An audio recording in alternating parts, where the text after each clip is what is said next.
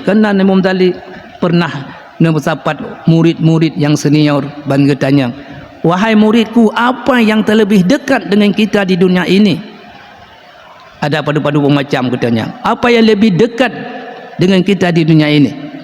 Ada sebahagian murid yang menjawab, ibu kita, ayah kita, guru kita yang paling dekat. Oleh Imam Ghazali tersenyum. Apa jawabannya? Jawaban anda benar. Ya, kalau Imam Ghazali. Tetapi yang lebih benar dan yang lebih dekat dengan kita adalah mati. Angkalan karena matinya karena pakan katanya mati karena udip ngenyawang. Kenapa Allah Ta'ala kekal? Karena udip Allah Ta'ala akan nyawang. Udip dan yang menyawang hana mecih Tuhan, karena kan matinya adalah sebab Tuhan. Matinya kan sebab sakit, tapi sebab karena udip dengan nyawang.